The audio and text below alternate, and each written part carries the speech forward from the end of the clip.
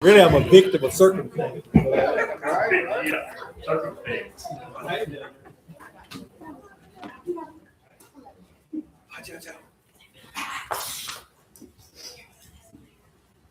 we have Bibles. Turn me 1 John, the 3rd chapter. We're going to, as we continue our study through there, we're looking at verses 10 through 24 in 1 John, the 3rd chapter.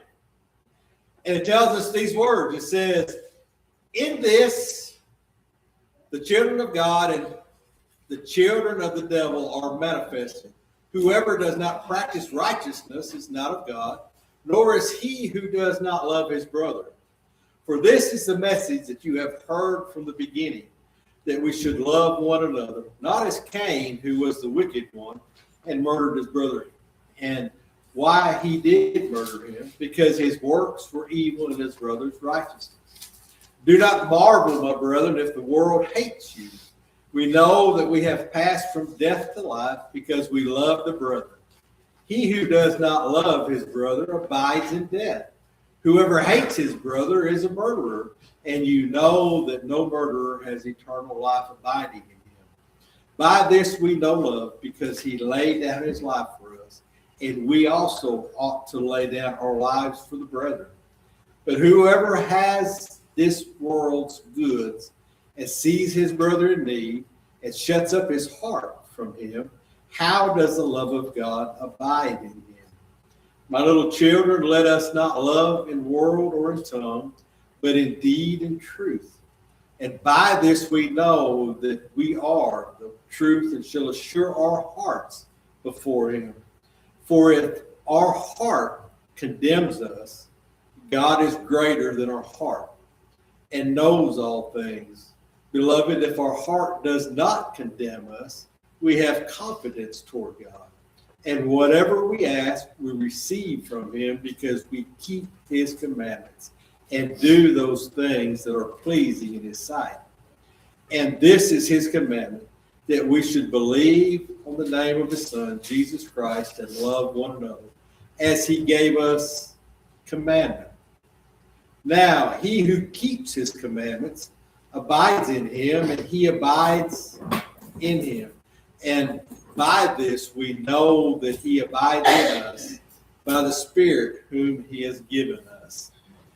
If I was to ask a simple question, how many here can recognize the need of the human race for more love in this world that we live in? Of course, we'd all raise our hand. I mean, what's that song back in the days we were kids? Love makes the world go around. But we look at that, and if I could ask you the question, what would this world look like if people truly loved one another like they should? It would be a better world. I think that as we, and you would agree with me, as we progress through time, that sometimes we need to stop and go back to where we've come from. I think we have forgotten our roots as decent people. We have gotten way out of hand. But we look at this. What would our country, our city, or our church, our personal relationships look like if more Christians loved God and we truly loved each other? I forgot what the number was, but I showed it to Sammy Wednesday night. I think there's an estimated 24 million Southern Baptists. Out of this 24 million, there's only a fourth of them that attend church. Now, to be considered to faithful attendance, it's only like once a month. But anyway, that's something different. But what we look at is this. If we could start a chain reaction, starting this morning, where that word would spread out, would you be willing to be a part of it? That kind of love lived out in the world, it would change the world. But if we don't live in such a world, we don't do that, do we? If we look around and see everything that's going on, how do we get our world to where it needs to be? Well, we always start with one person at a time. It starts with us. And that if we want that chain reaction to begin, then we have to start it. Now, most people in many families don't experience this love, this changing kind of love. You know, John is writing these verses not for us to evaluate others, but what he is trying to tell us is to look at that person in the mirror, and that's the one you should be focusing on. You know, how would your family and your personal relationships improve with more of God's love in your life? And that's what we're going to look at this morning. The first thing we see is this: the greatest commandment is our greatest deficit. The 11th verse tells us this: this is the message you had heard from the beginning, that we should love one another. This isn't anything new. The Mosaic law set forth the parameters of love. Now, this was back in Leviticus, the 19th chapter, the 18th verse. It tells us, you shall not take vengeance, nor bear any grudge against the children of your people, but you shall love your neighbor as the Lord. This was wrote some close to 3,500 years ago. We thought, oh, well, that was a long time ago. That's exactly right. Back when the Ten Commandments were wrote, and prior to all that. And that's the things that we look at. You know, we have gotten so far away from where God had wanted us to be. You know, we look at the average Christian today, and you know, the church time that we attend, and how little time that we spend in God's Word and in God's prayer and living the Christian life, that we think now we've got it narrowed down to just a few hours on a Sunday, and then we're good to go. But we see that God uses that. Romans 8, chapter, the 3rd verse, and the 4th verse tells us this: for what the law was powerless to do, and that it was weakened by the sinful nature, God did by sending his own Son in the likeness of sinful man to be a sin offering. And so he commended sin, a sinful man, in order that the righteous requirements of the law might be fully met in us, who do not live according to the sinful nature, but according to the Spirit. So if I was to ask you a question, I know some of you know the answer to this. If I was to ask you, when Jesus was asked what the greatest commandment was, what would you say? You would probably quote Matthew, the 22nd chapter, the 37th and the 38th verse, which said, Jesus said to him, you shall love the Lord your God with all your heart, with all your soul, with all your mind. This is the first and greatest commandment. His answers tells volumes about that. You know, think about it. If you want to figure out, and if you understand what will really make your heart sing and what will change the world, it's right here in what Jesus said. Love God and love people. You can take all of this and turn it into one word. That word would love. That's right. What we fail to realize is the more love that we have in our heart, the less room there will be for anything else. And that's what it's all about. So how can you tell a real Christian? It's love. It's not doctrine. It's not being able to quote all this other stuff. It's what their life is about. And if they have love in their heart, then you can tell that there's just something about them. And it's not just their location where they're out at on Sunday morning or the other side. It's about love, because you can't fake this for very long. Have you ever been trying to be nice to somebody that you really didn't like? Yeah, I see you guys. Yeah, you know what I'm talking about. I mean, you can do it for so long, but then after a little while, the truth is going to come out. And that's the thing that I'm talking about. You know, we can only fake things for so long, which brings us to number 2, obstacles of real love. There's 3 things that we look at that really hinder love. The 12th, the 13th verse tells us this: do not be like Cain, who belonged to the evil one and murdered his brother. And why did he murder him? Because his own actions were evil and his brothers were righteous. Do not be surprised, my brothers, if the world hates you. And you agree with me, murder is a great obstacle that gets in the way of love. Most people ask him, are you a loving person? And everybody would say what? course I am. There's nobody no more loving than I am. Nobody thinks themselves of evil, hateful, or murderous. I think most people would resist the identity of evil. We read about murder and our reaction is, well, of course it's bad. How many here thinks murder is bad? Half of you. Well, that's good. We look at that and we think about murder. But now, I'll ask you this question now. How many times would we hear about murder, read about murder, or see it on the TV? It doesn't surprise us. It don't. I mean, we have lived in such a world that we're so accustomed to it. You know, we live in a very civilized nation. We have all kinds of social etiquettes that's driving us. We learn not to say certain things when we're around certain people.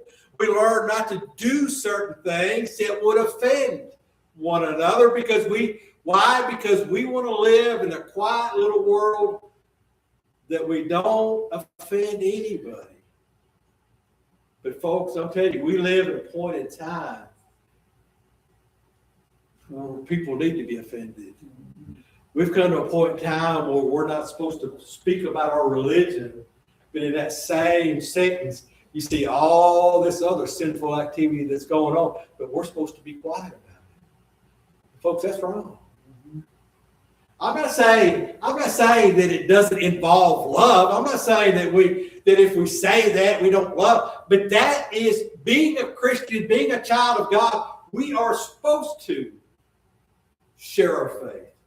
We're supposed to tell people, the lost and dying world, how Jesus loves them and how we love them.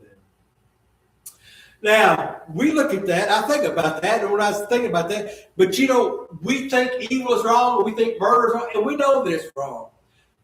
But do you know that we are one of the most murderous societies that has ever existed? Let me give some statistics. We have simply legislated it. We have taken the edge off of killing. Now, Saddam Hussein, we all know who that is. That's why I chose his name. One of his favorite sayings was a quote of Stalin. And that quote is this: if there is a person, then there is a problem. If there is no person, then there is no problem. Does that make sense? So what we see is this. In the last 34 years, Americans have murdered 16.1% of our population. Now, remember Saddam Hussein. If you do the math, he only murdered 10% of the population of Iraq. And we look at him and think, oh man, but we look at ourselves. We have murdered nearly 25% of all conceived babies in the United States. Almost 30% of those worldwide. So murder, we agree, murder is one of the things that keep us from love. Second is this, hatred. That 15th verse, anyone who hates his brother is a murderer, and you know that no murderer has eternal life in him. You know, you go back in the 5th chapter of Matthew and read the Beatitudes. Jesus says if you have hate in your heart, it's the same thing as murder. He said if you look and lust after a woman, it's the same thing as adultery. We look at those, we think, oh, well, I've not killed anybody. Have you ever told anybody you hated him? Whew, I tell you, we get to looking like that, I'm like, ooh, wait a minute, God. You crossed the line there.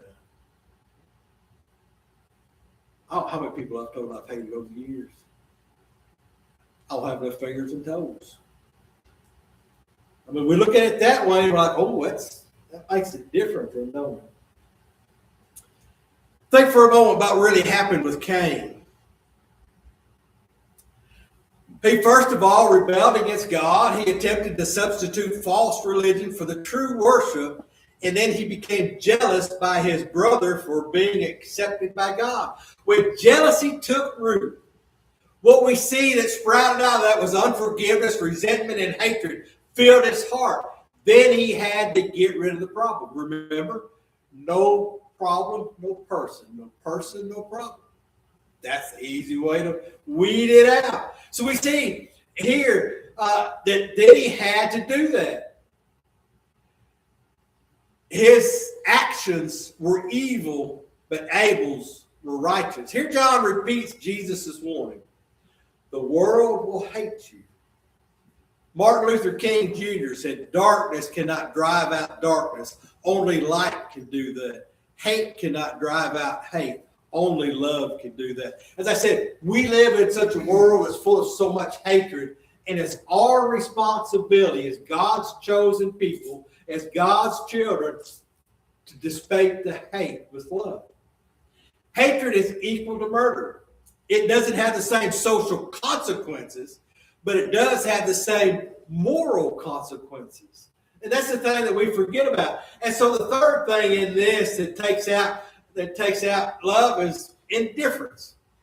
Yes, that's a word that affects us all. Because we see in that 17th and 18th verse, if anyone has material possessions and sees his brother in need but has no pity on him, how can the love of God be in him?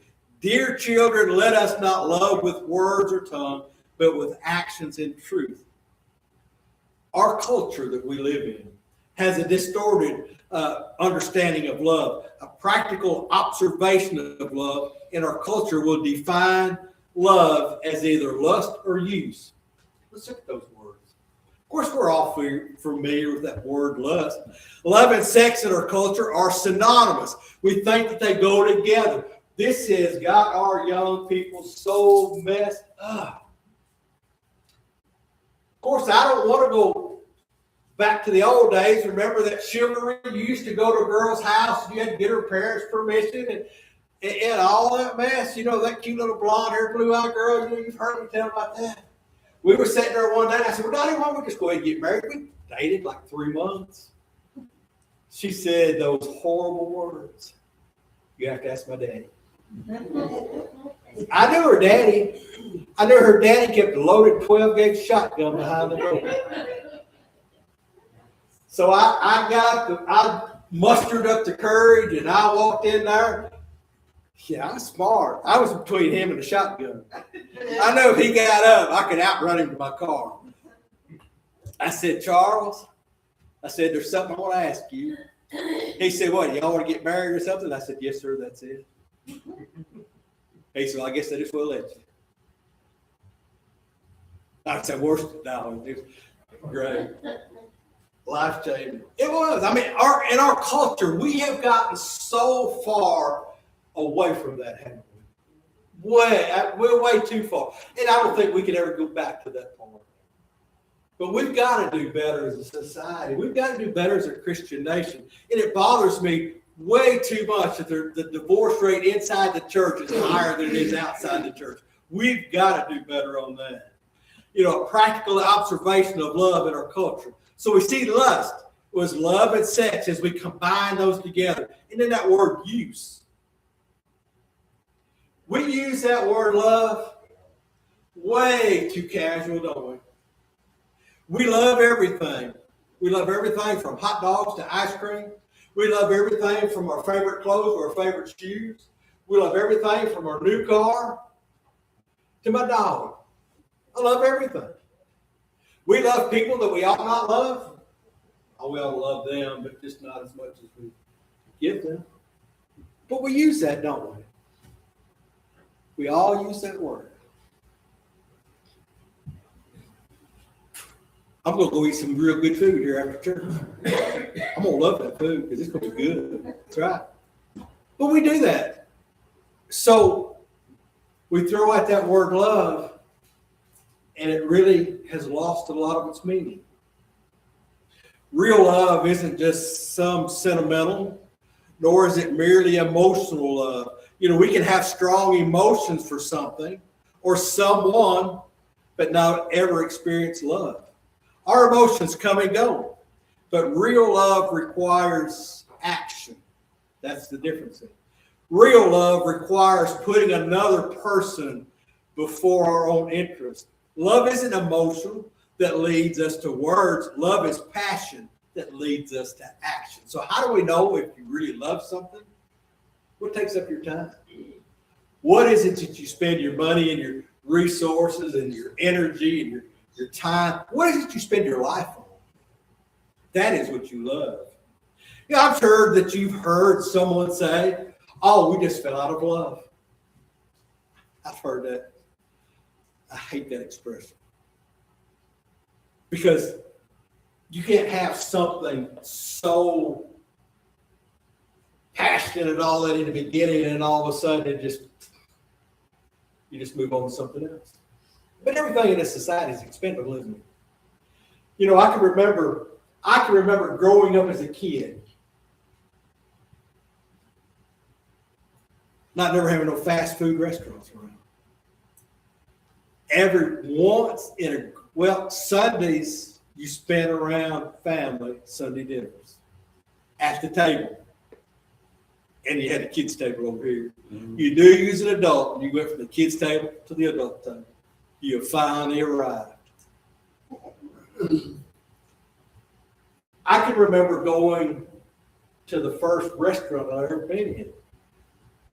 Because us Campbell kids, we were hellions, you know. We get in trouble all the time. Go and sit down, and we'd be in trouble. And I can remember,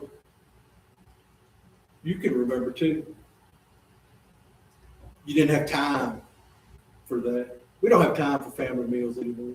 We don't have time to sit down at the table. My table, if you look in my house right now, there's junk on it. There's lunch boxes. I don't even know what's on it. You say anything on it but dishes. Fast food restaurants came about, but we didn't have time to go in and order it. So let's knock a hole out in the wall, put a window up where you don't even have to get out and come in. We live in a society that's throwaway. Chris was born, we used cloth diapers. Got to be too much, because maybe you had to wash some things out, and you had to do all this stuff to them. You just go to the store, buy Pampers. One and done. Throw it away and get you another. Just retread it and go on. We have got so used to doing things in society like that. We have done relationships like that too. We get comfortable with the excitement and the first passion wore off. Well, let's just trade that one in for another one. We do that. It's expendable. We've got to get out of that. Because like I said, passion that leads to action. It's something that we long for, something that we do. You know, we hear that, I just fell out of love. And you know, here it goes. As if there wasn't any other choice or any other emotion. Oh, it used to be all right at the beginning, but now it's old, I'm something fresh.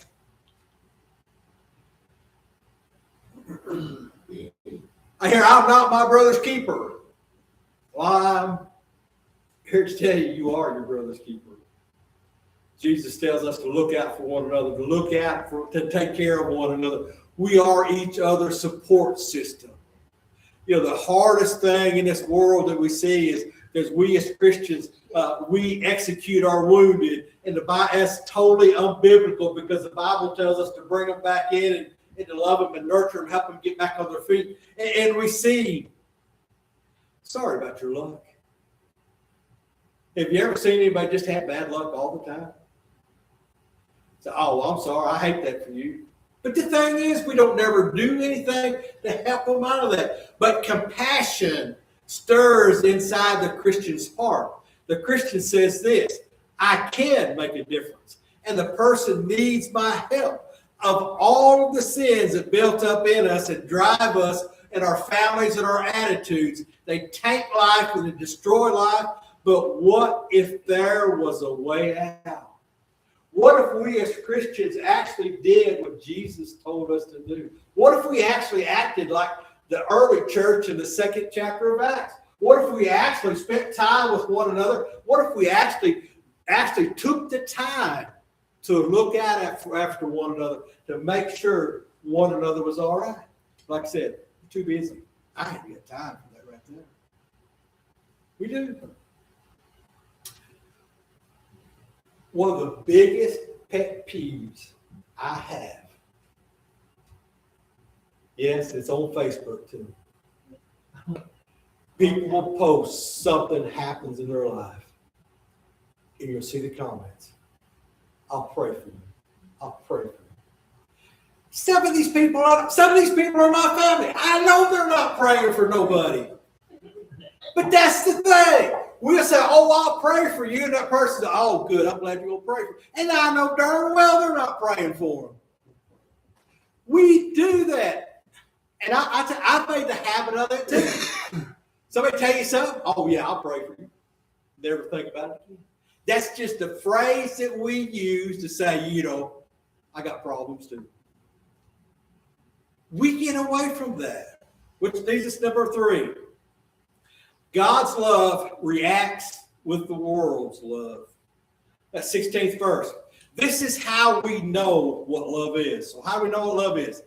Jesus Christ laid down his life for us. We'll take you back to Christmas. We love Christmas, don't we? Christmas changes people. December, the second week in December, you go in stores, the cashiers are nice, the people in line are nice. If you've got one item, they got a bug, you feel, oh, well, come on, go ahead of me. It just changes people's attitude. Christmas is all about bringing God's love to earth.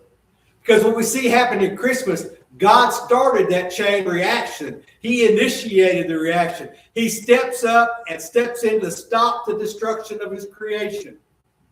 We see our heart needs be fused with God's heart because the process releases love. But our heart repels his. When we know we know that God only knows true love, the genuine concern and love inside of a community, meeting needs with action and truth. And when we look at that, we think about meeting needs, and there's always one thing that comes to focus. Well, I ain't giving no money to that. But that's the thing. There's a lot of people that need more, and money is not the thing that they need. And as we look at meeting people's needs, we see that they might need encouragement. They might just need somebody to sit and listen.